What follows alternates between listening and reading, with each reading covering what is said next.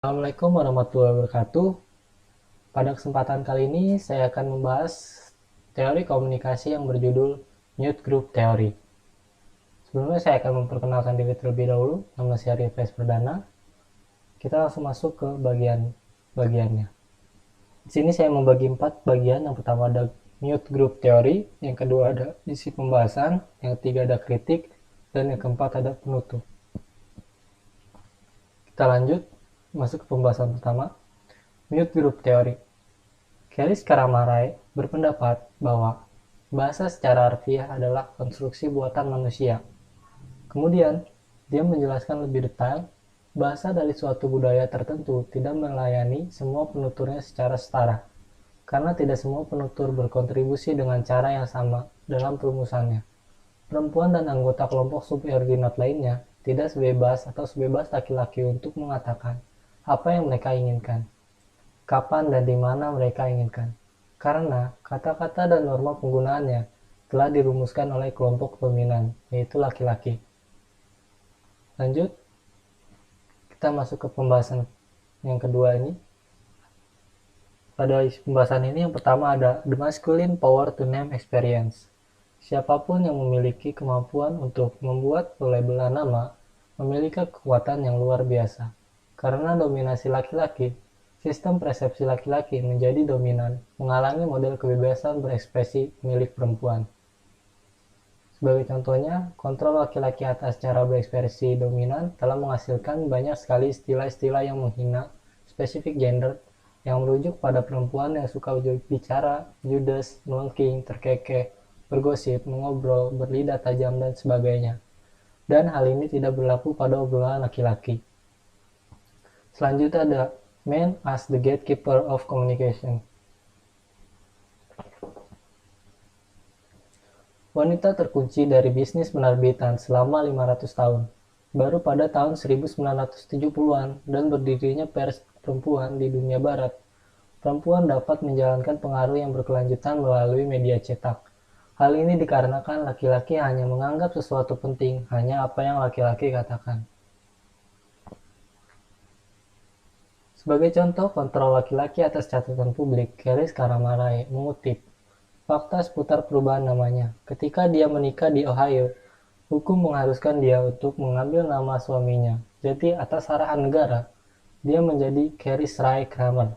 Kemudian ketika menjadi sah baginya untuk menjadi dirinya sendiri, dia mengatur ulang bunyi dan ejaannya menjadi Keris Karamarai.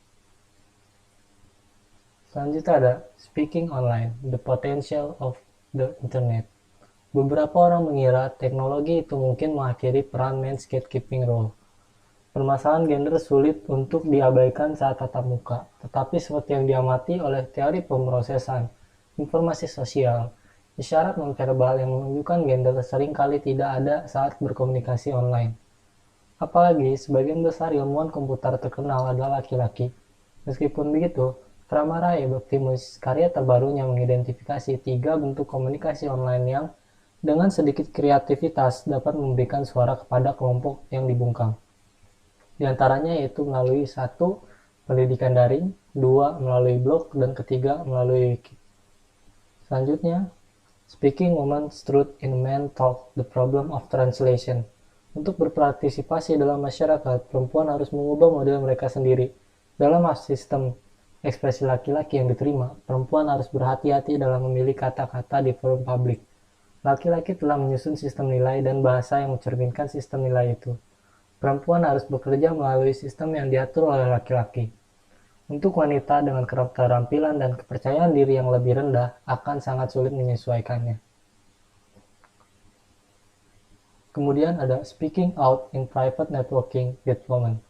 Perasaan lega perempuan pada saat bercerita dengan sesama perempuan menggambarkan prinsip utama teori kelompok terbungkam.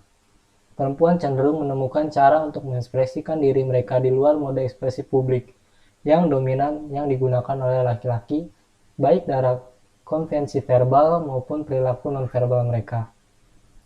Selanjutnya ada Enracing the Lexicon, a Feminist Dictionary.